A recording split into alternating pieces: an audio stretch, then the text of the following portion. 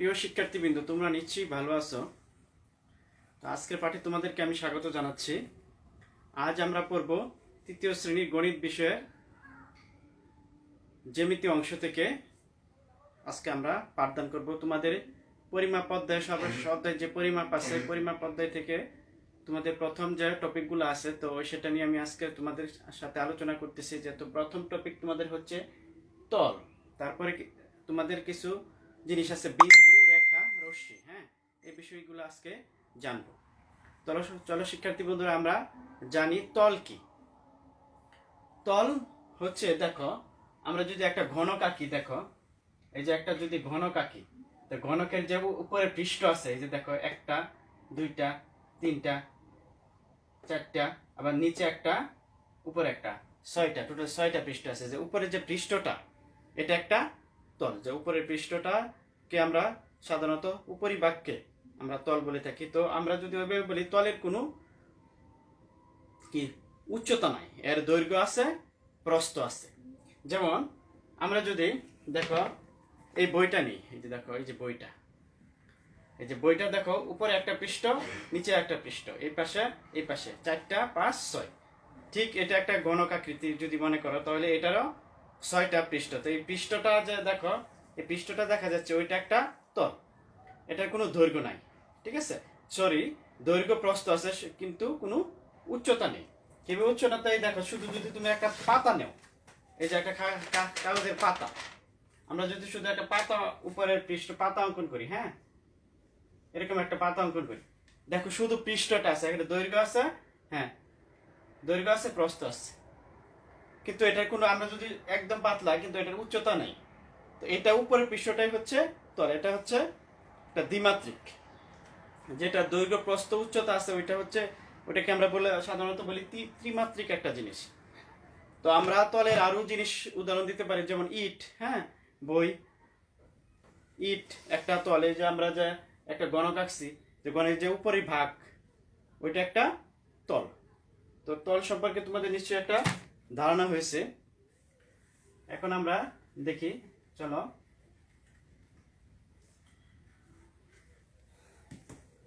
বিন্দু।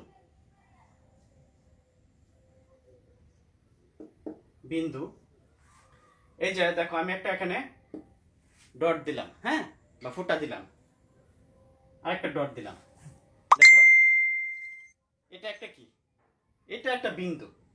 তো বিন্দু যদি আমরা সংজ্ঞায়িত করি, এর কোনো দৈর্ঘ্য নাই, এত ছোট, আরো ছোট হয়। এটা তো মার্কার দিয়ে লিখছে, আরো ছোট। একটা কলমের যদি তুমি শীষ দিয়ে তুমি এরকম একটা ফুটা দাও, তাহলে এটা একটা বিন্দু, অনেক ছোট। তো এটার কোনো দৈর্ঘ্য নাই, প্রস্থ নাই, উচ্চতা নাই, শুধু একটা জিনিস কি আছে, অবস্থান আছে। তাহলে আমরা ওইভাবে যদি সংজ্ঞায়িত করি, যার দৈর্ঘ্য নেই, প্রস্থ নেই, উচ্চতা নেই, শুধু অবস্থান আছে, সেটা হচ্ছে কি বিন্দু। যা এটা একটা বিন্দু, এগুলি হচ্ছে কি বিন্দু। ক্লিয়ার? তোমাদের বিন্দু সম্পর্কে নিশ্চয়ই ধারণা হয়েছে। এখন চলে যাচ্ছে, দেখো রেখা।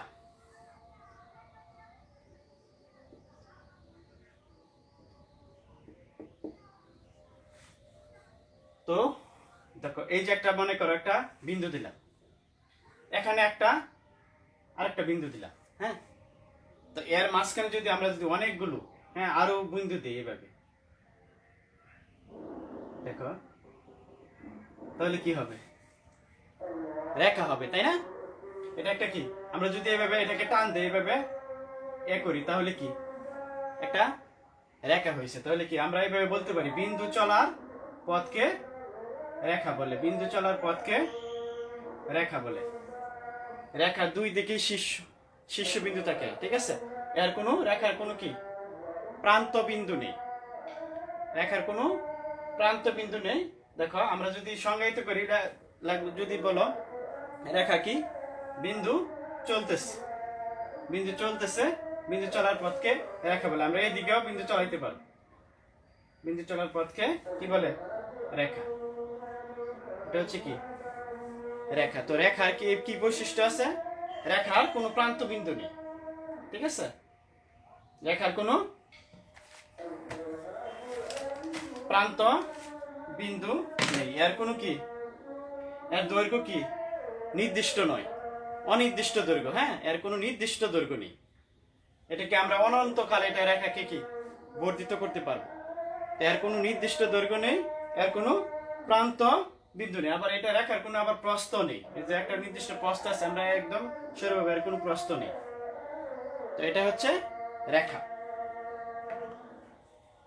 রেখার দুই দিকে কি এইভাবে তীর চিহ্ন থাকে।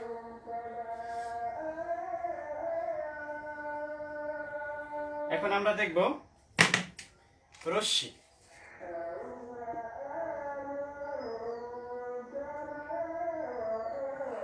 রশ্মি কি?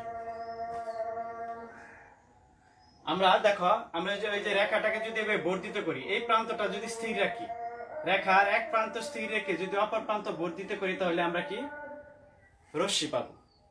এক প্রান্ত স্থির রেখে অপর প্রান্ত যদি বর্ধিত করি, তাহলে এটাকে বলা হয় কি রশ্মি। ঠিক আছে? তাহলে রশ্মির বৈশিষ্ট্য হচ্ছে কি, এটারও কোনো নির্দিষ্ট দৈর্ঘ্য নেই।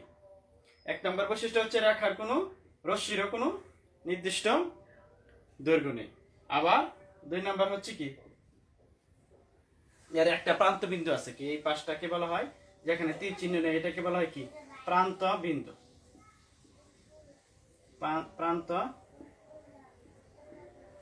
প্রান্ত বিন্দু। তাহলে রশ্মির প্রান্ত বিন্দু থাকে একটা, কিন্তু রেখার প্রান্ত বিন্দু নেই। ঠিক আছে?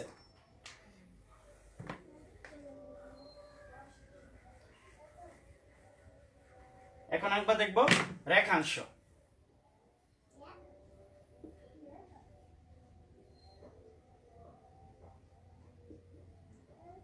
রেখাংশ কি? আমরা যদি একটি রেখা কি, দেখো মনে করো এটা একটা রেখা, এটা একটা রেখা।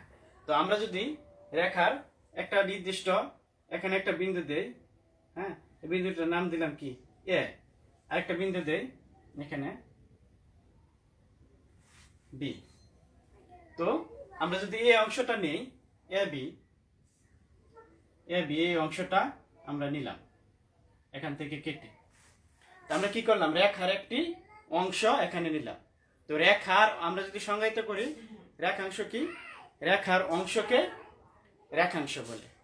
তাহলে রেখার অংশকে আমরা নিলাম এ বি একটি, এখানে এ বি একটি রেখাংশ। তো এখানে দেখো আমরা এই রেখাংশের কি বৈশিষ্ট্য থাকতে পারে, তোমরা লিখে নিতে নোট করতে পারো। রেখাংশের বৈশিষ্ট্য হচ্ছে কি, এর নির্দিষ্ট দৈর্ঘ্য। এতক্ষণ আমরা জানলাম কি রশ্মির কোনো নির্দিষ্ট দৈর্ঘ্য নেই, আবার রেখারও কোনো নির্দিষ্ট দৈর্ঘ্য নেই, কিন্তু রেখাংশের কি নির্দিষ্ট দৈর্ঘ্য। আমরা এতটুকু অংশ নিলাম, দেখো এটা একটা নির্দিষ্ট অংশ, মেপে নেওয়া যায়, এটা মাপা যাবে।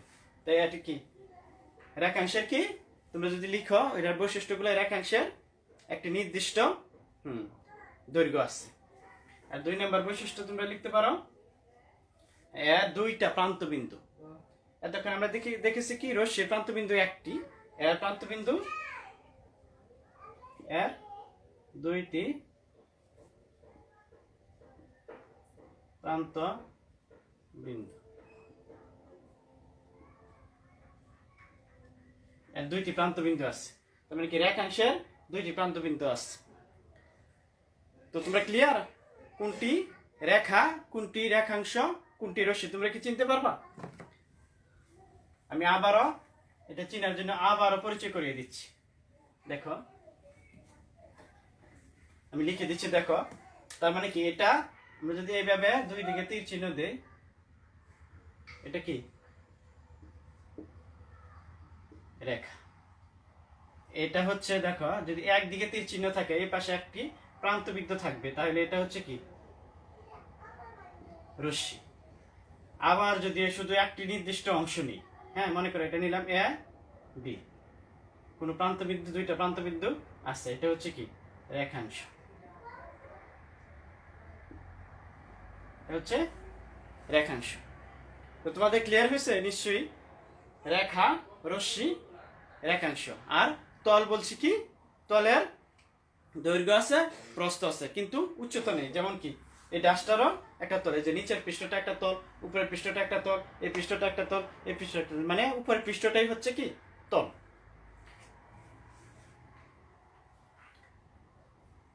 তাহলে আমাদের নিশ্চয়ই বিন্দু, আর বিন্দুটা কি বলছিলাম যে বিন্দু একটা নির্দিষ্ট শুধু অবস্থান আছে, হ্যাঁ, আর কোনো দৈর্ঘ্য প্রস্থ উচ্চতা কিছুই নেই, এটা হচ্ছে বিন্দু। তো শিক্ষার্থী বন্ধুরা, তোমাদের এই বিষয়গুলো তোমরা তৃতীয় শ্রেণীর পরিমাপ অধ্যায় থেকে তোমরা এই বিষয়টা পড়বা। তো তোমরা ভালো থাকো, তোমাদেরকে আজকের পাঠ থেকে আমি বিদায় নিচ্ছি, তোমাদেরকে ধন্যবাদ।